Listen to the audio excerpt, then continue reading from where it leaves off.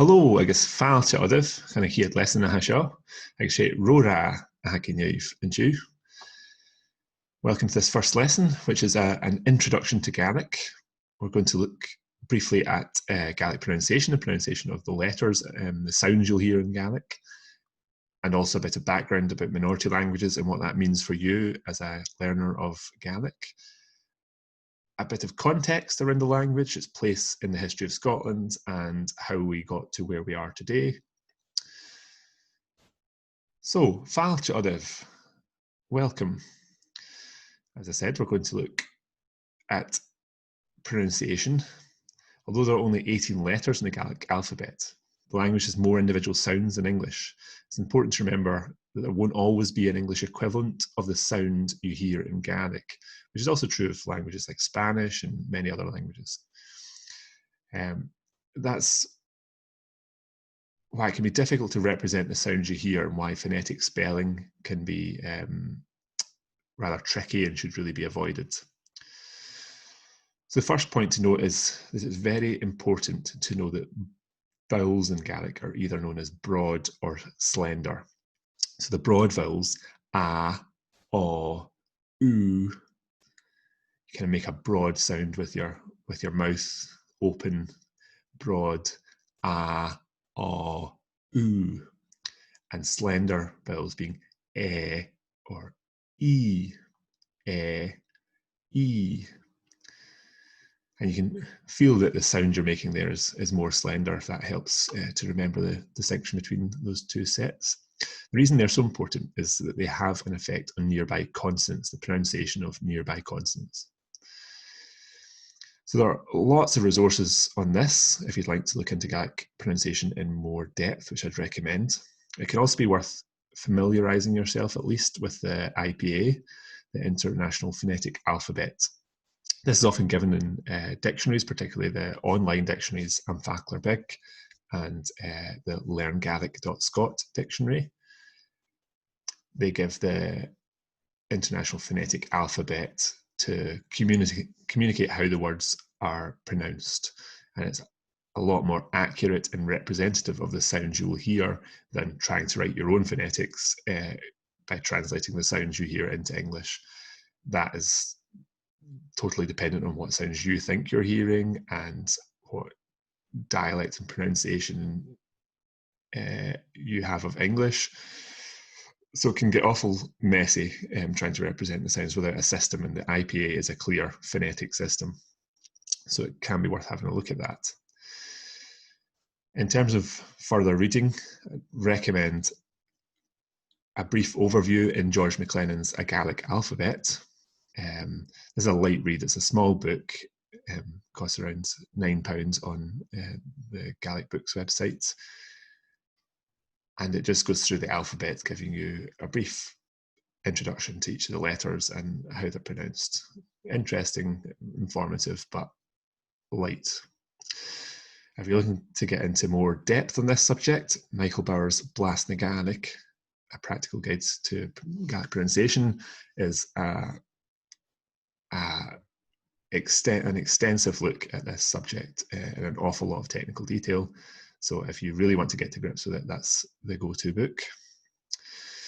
So in this lesson, we're just going to have a quick look at the main sounds in Gaelic, and this is not an exhaustive list. There are combinations of these letters and sounds that give additional sounds in the language, but it's good to get this broad overview of how the letters sound on their own, and they're both in their broad and slender forms. Now, I mentioned learngaelic.scot. They have some great resources, and I would strongly recommend taking a look at their pronunciation videos, where you'll hear a native speaker from North Uist pronouncing these sounds in a very clear, concise manner and giving examples. You'll see the website here, the Gaelic Sounds page, which is under Beginners, Gaelic Sounds, and you'll get this set of videos going through the sounds we're going to look at today, and you will get a video for each with Linda Nicleodge from North Uist explaining how these sounds are pronounced. So I would strongly recommend you take a look through that in conjunction with this lesson. But back to the lesson, and we'll go through these sounds now just to give you a bit of context for them. So the broad vowels first, we have the short A as in cat, the English word cat, a, bata, bata, a. A longer version of this, like in rather, so cat, rather, a, bata, bata. The AO sound here is like the English word cool, but said with a smile. So cool, cool. It's like a longer sound. Cool. O as in both bog and boat. So poke, poke, bog, bog. And the long O sound as in both aw and door. So we can have all, or more, more.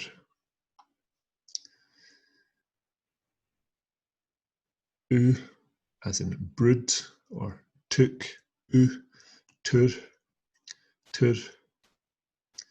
And a long version as in brewery, brewery, or tour, tour. Slender vowels, as in met, butter, le, che, and a long E as in Pierre, shave, hain, E as in both dip, and deep, E, shin, and ich. And a long version of this as in English, knee, ski.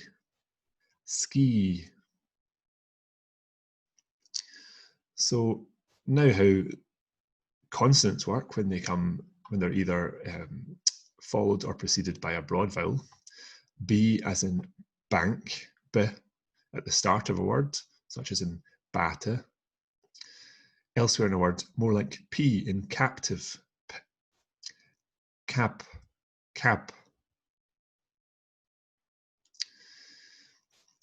BH, as many people will know, this BH sound is a V, like in vent, v, va, at the start of a word. Elsewhere in a word, it's a softer V sound, almost an F, or it can even be a W. So avin, which you will also hear pronounced as awain, where it's definitely a W you're hearing rather than the softer VF, avin. C as in cup at the start of a word, k, ku. Elsewhere in words, more preceded by a ch sound, as in Loch Catherine. So mac. CH as in the Scottish pronunciation of the word loch. We have a ch, loch. D as in drew at the start of a word, do. Elsewhere in the words, more like a T as in cattle, at.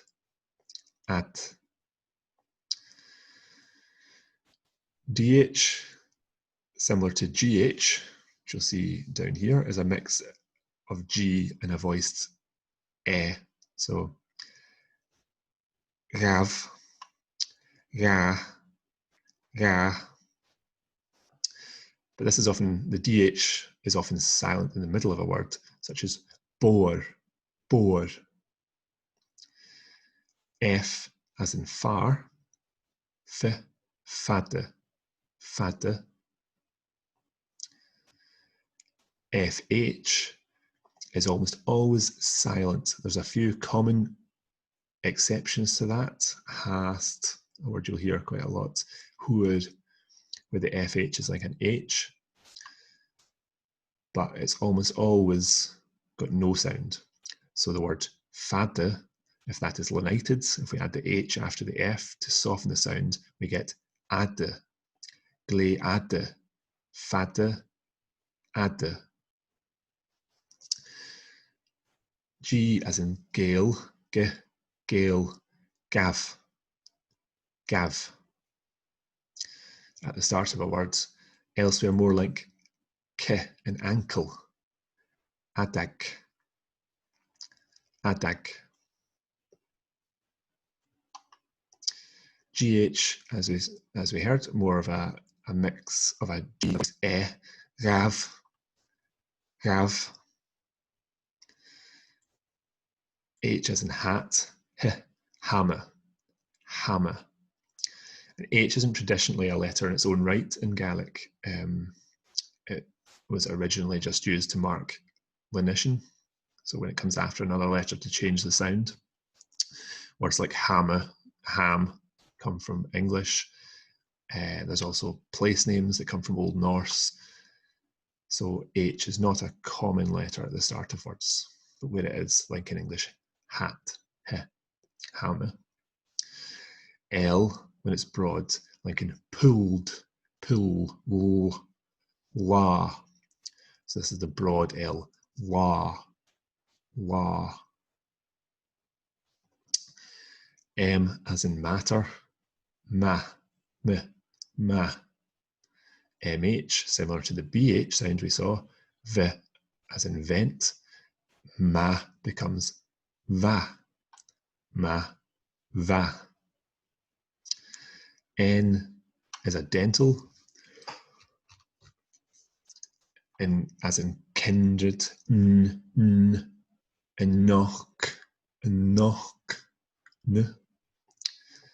P as in pot at the start of a word, pog, pog. Elsewhere in the word is preceded by an H sound, such as ràpă, ràpă.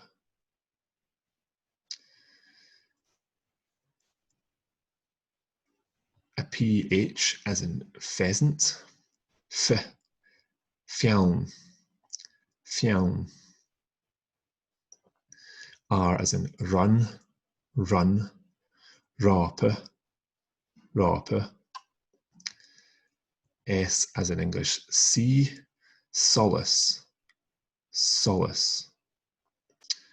SH as in had, So where we had solace, we now have hollis, hollis.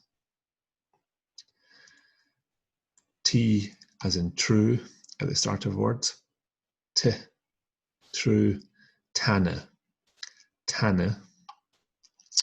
Elsewhere this is preceded by an H sound like we had for the P, cat, cat. TH as in had, ha, ha. This is a very important word we'll come on to in the next lesson. So slender consonants now. A C we have as in English cure, cure, kjol, kjol.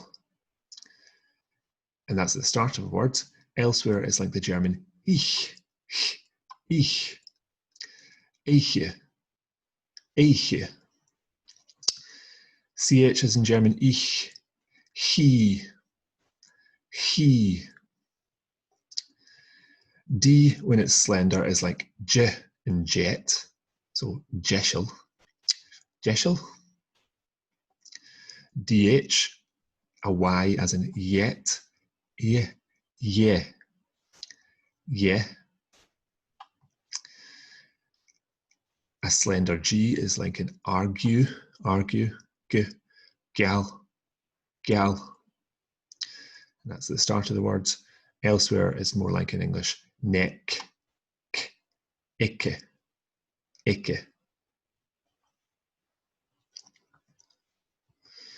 So GH also like as a y, yes, y, yell, yell. L, when it's slender, like in lure, and William. If you think how an English person might say William rather than how a Glaswegian might say it as William. William. L, lure, lure. N as in new, n, neon, neon. P is like the PJ sound in pure, pure, pion, pion. S as in the English word shin, part of your leg, shin. In Gaelic, shin, shin. T is like an English word chin, ch, at the start of a word, so che, che. Elsewhere preceded by an H sound, like cage, cage. So, Jehan and Minchanen, what's a minority language? Seems rather obvious, but discussing this is worthwhile because it will affect your learning and also relates to some of the obstacles you may encounter, obstacles that may differ from those faced when learning a major European language such as English or Spanish. So minority languages like Gaelic are under extreme pressure from larger languages, in Gaelic's case, one of the most powerful languages in the world, in English. This means that usage has changed over the years, and English is having an influence on vocabulary and grammar of Gaelic. Always remember that there's no such thing as purity in language, however. Vast amounts of Gaelic vocabulary comes from Old Norse or from Latin or from other languages. Languages do constantly grow and evolve and borrow words from other languages, and this is, up to a point, acceptable when the words are becoming part of the language. This happens so much in English that English speakers tend not to be aware of this. So you will genuinely be asked questions like, what is the Gaelic for pasta? What is the Gaelic for spaghetti? What is the Gaelic for helicopter? Where English is just borrowing things from other languages, from Italian or from Greek or from Latin or from French. You hear words like kindergarten appearing in English, often pronounced incorrectly, or like with panini, English has borrowed the plural Italian noun for sandwiches and applied that to a single Italian sandwich. So English does this shamelessly, almost without awareness, but in learning minority languages, people are often hyper aware of it. They're kind of over conscious of this borrowing. It is natural to a degree. Obviously, when minority languages come under threat like Gaelic, this happens excessively, and where it happens when an English word is being used where there's a perfectly acceptable Gaelic word existing in the language, then obviously that's an issue.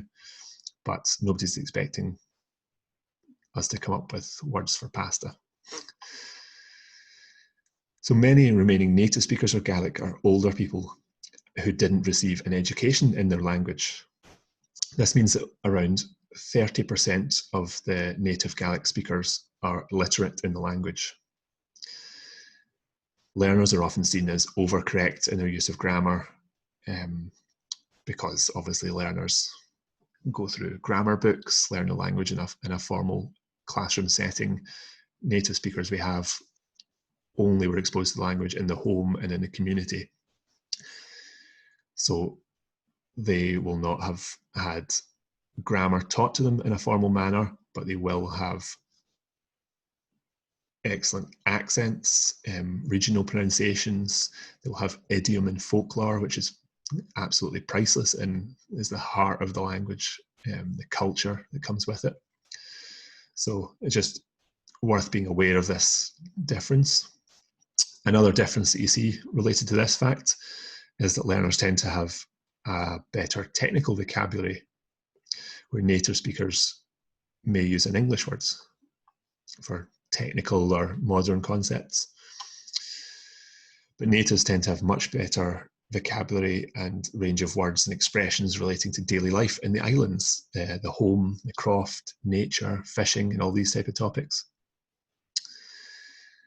Compared to major languages, there isn't nearly the same level of state supports, learning resources available for minority languages, which is rather obvious, comes with being a minority language. But this does mean that rather than having a wealth of different learning resources for a language like English or Spanish, Gaelic is more reliant on individuals who come forward to teach the language, often with resources they've created themselves. So it's harder to find genuine immersion in minority language situations, and that is one of the key challenges in learning Gaelic or any other minority language, is that you can't just turn up in France or Italy or Germany and find a speaker community to practice your language skills. It's increasingly difficult to find a speaker community of Gaelic. So learners have to work hard to create immersion situations for themselves, which you can do by listening to Radio na Gael, the BBC radio programme in Gaelic, BBC Alapa, the television programme, by accessing content on YouTube, on social media, Instagram, Facebook, by reading as much as possible, whatever level you're at. So all these ways that you can create immersion for yourself become extra important in Gaelic, because you don't have that access to a speaker community the way you would with a majority language. Gaelic was also only recently standardized through the Gaelic Orthographic Conventions, known as GOC for short, in 1981. So this fact, coupled with the fact that only 30% of the native speakers are literate in the language and that they have not had formal education, means there are an awful lot of mix of spellings which reflect dialect, particularly in older books.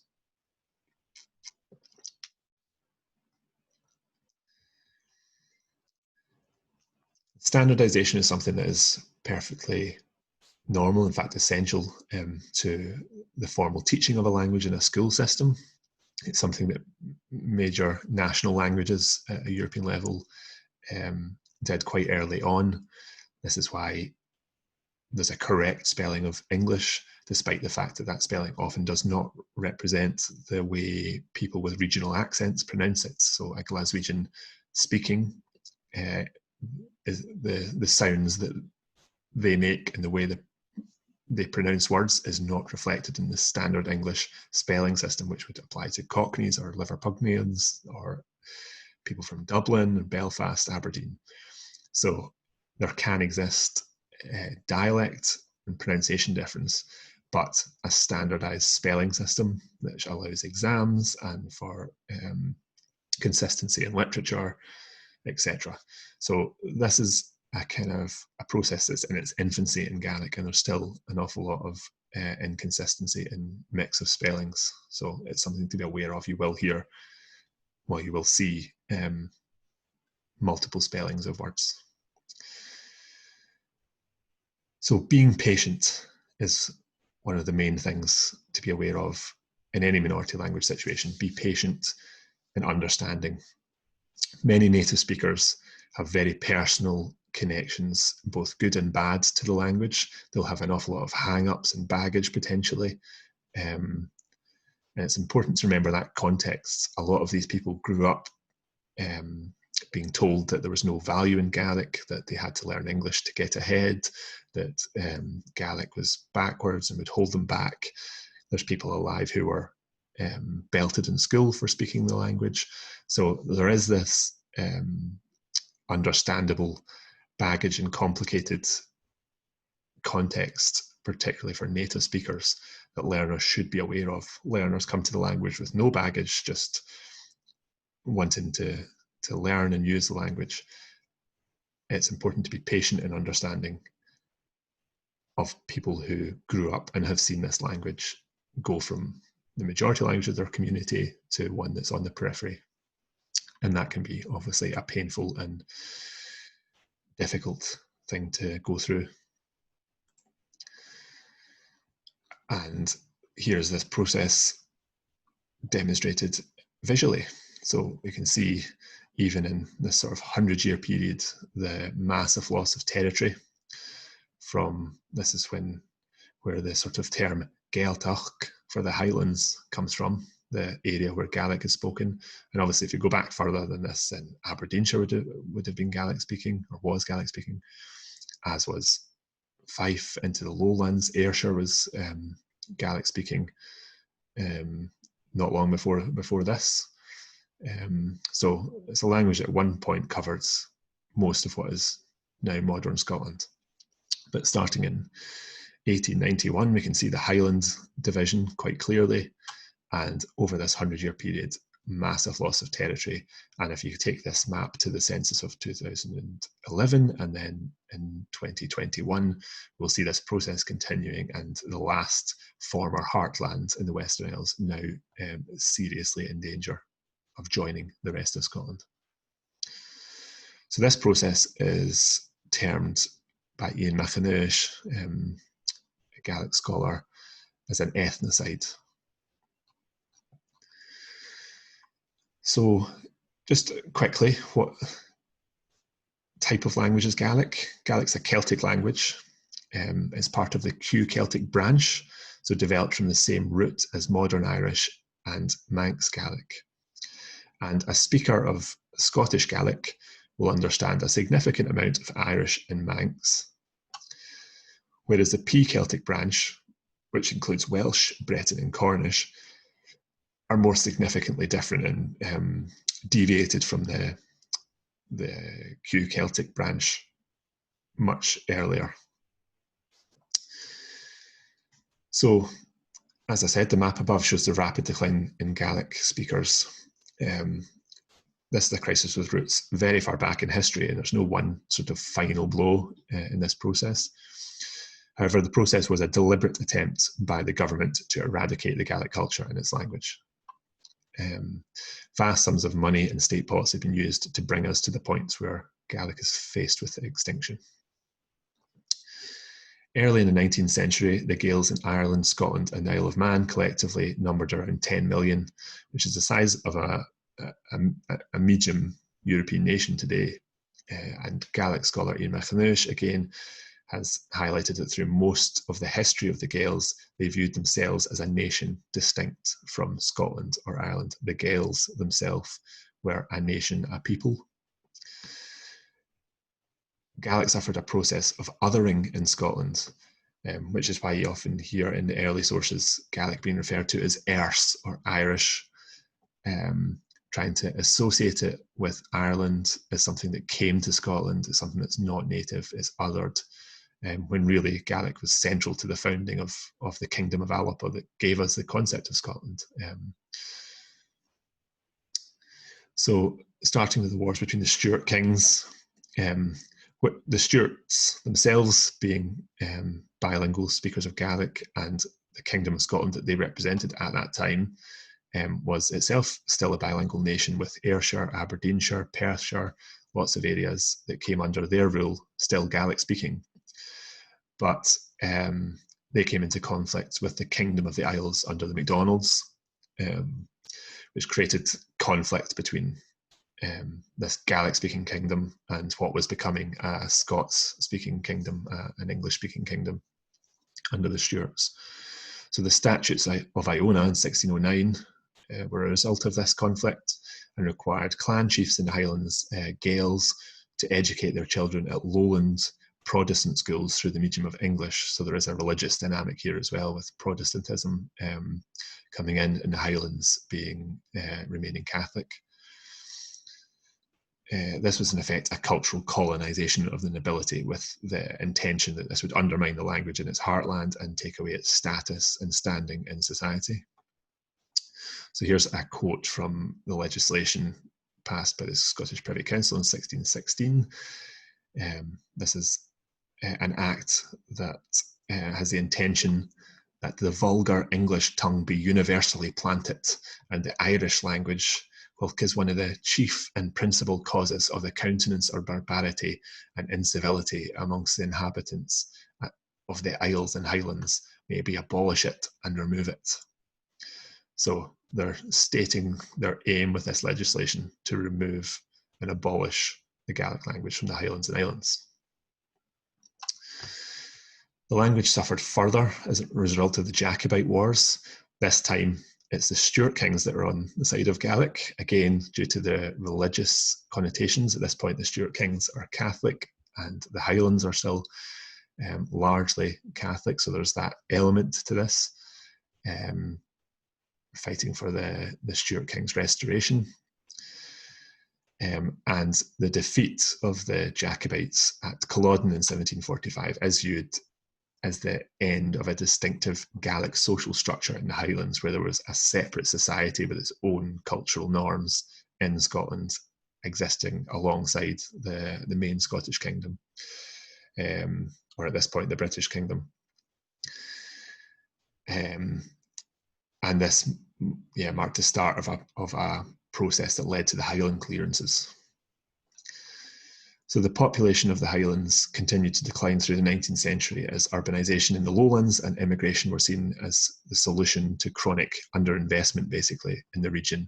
And that continues to this day. The lack of investment leading to people having to leave for work through a lack of housing, through a lack of infrastructure. The First and Second World Wars then had a disproportionate impact on the Gaeltacht, with a whole generation displaced and young men lost. So there was a disproportionate impact on the Gaelic-speaking areas in both the First and Second World War. Post-war, the introduction of radio and television and the global reach of English, coupled with a total lack of support or recognition for Gaelic, led to a whole generation of speakers not passing the language on to their children. Basically, these were people who were beaten in school and were taught to see the language, their own language, as a hindrance to progress. Education in the islands is widely recognised by islanders as having been preparing them to emigrate. The education system was basically stripping them of their culture and language and preparing them to leave and succeed in an English world. Although Gaelic does not have legal status in the UK, which Welsh is afforded, so Welsh is an official UK language, the Gaelic Language Scotland Act 2005 does give Gaelic alleged equal status to English in Scotland, which in practice does not mean a huge amount. Gaelic medium education is now making progress, albeit slow. There's far more learning resources than ever before, with the release of the Duolingo Gaelic course, LearnGaelic.Scot, Sam Rostag, the Gaelic College on Skye, delivering higher education through the medium of Gaelic. There's an awful lot more resources nowadays than even 10 or 20 years ago. But despite progress in Gaelic medium education and in Gaelic learning, the heartland areas continue to decline, and the native speaker base is very much an ageing demographic, which we've seen from recent research is under serious threat. So this is where you come in. For the language to survive, it badly needs committed and active new speakers of the language. So tap live for showing an interest in learning Gaelic, for watching this video, and taking your first steps to learning language and joining its rich and beautiful culture. And we'll just finish with some maps that show the extent of Gaelic and its relation to the other Celtic languages. So we can see the difference between Ireland, the Republic of Ireland, having introduced education in Irish through their school system. Although these people may not speak Irish regularly or completely fluently, we do see a much greater instance of people saying that they can speak Irish, they have some ability in it. And the difference between the figure there in Scotland, and as noted, the last heartland areas here coming under threat. On this map, you can see the 6 remaining Celtic languages. So we have Scottish Gaelic, Irish Gaelic, Manx Gaelic, and then we have Welsh, Cornish is in there somewhere, and Breton. So tap live. The link to this lesson will be in the comment section below the video, and if you download that, you will be able to access this as a PDF. It includes the links to the books recommended and to the Learn Gaelic website. You'll get the whole course material in the link downloadable as a PDF. So hopefully you'll join me in the next video, where we'll start looking at the basic structures of the Gaelic language.